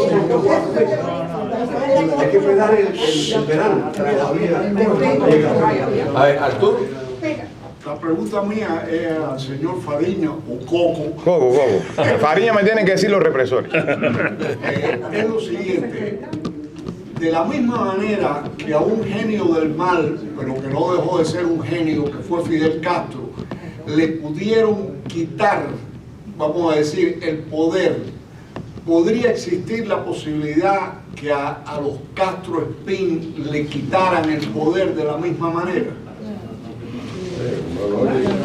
Bueno, eso es una posibilidad, pero los tres grupos de poder están dominados por incondicionales de la familia. Va a ser Pedro el que... Aquí yo creo que el escenario más conveniente para nosotros, como nación cubana, es que los dos grupos de poder que no tienen las manos manchadas de sangre, eliminen al grupo que tiene las manos manchadas de sangre y se lo entregue al mundo civilizado y a la nación cubana. O sea, un cuadro como el que ocurrió en Rumanía. En Rumanía, sí. Pero si Raúl Castro muere, hay pugna. No, la pugna hay sin él saberse muerto. A ver, doctor. Mira, yo creo que esto no va a gustar a mucha gente, pero Cuba no tiene solución. ¿Por qué? Porque Cuba está protegida por los grandes intereses de este país. Durante 62 años, desde el año 48, Rockefeller escogió a Fidel como agente. Y toda la historia esa hay que estudiarla, que no hay ningún interés en este país porque Cuba sale adelante. La quieren mantener ahí, incluso hay que ver el globalismo que piensa hacer con Cuba, dejarla ahí como un país que se muera, no tiene ningún interés en ayudarla, es un problema geopolítico. Yo lo veo así. Bueno, si no tenemos yo le quiero preguntar a mi conterráneo, ¿cuándo nos vamos a sentar en el parquecito del Carmen a tomarnos un café? Eso no se lo puedo decir. No se lo puedo decir porque, o sea, una de las cosas que yo quiero regresar ahora a principios de mayo, precisamente es porque me estoy dando cuenta que el grado de explosividad social es muy alto y yo quiero estar ahí. O sea, el exilio se batió, ha sufrido, tiene su nostalgia, pero habemos un grupo de gente que estamos adentro para ponerle el cuerpo. ¿Pero tú estás yendo y viniendo o ya te vas a quedar acá? No. Yo vine aquí a hacer una gira por Europa, una gira por Estados Unidos y verme algunos padecimientos que tengo, de tantas huelgas de hambre, pero ya a principios de mayo ya estoy regresando. Por eso te agradezco, nosotros nos fuimos los otros días y quise precisar antes que regresara a Cuba, y bueno, ya que tú lo mencionaste, pues sí, va a regresar a Cuba, así que ha sido un placer, querido Coco, contar con tu presencia,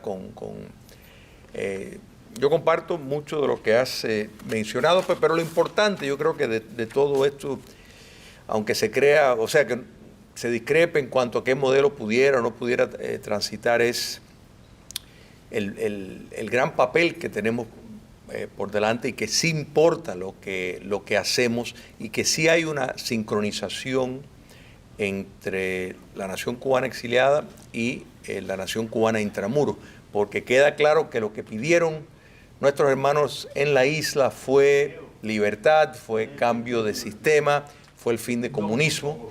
O sea, nadie pidió otra cosa. Y eso yo creo que nos da mucho aliento. Así que gracias a los panelistas por acompañarnos. Alfredo, Diego, Coco, gracias a ustedes. Nos vemos el mes que viene. Que Dios los bendiga.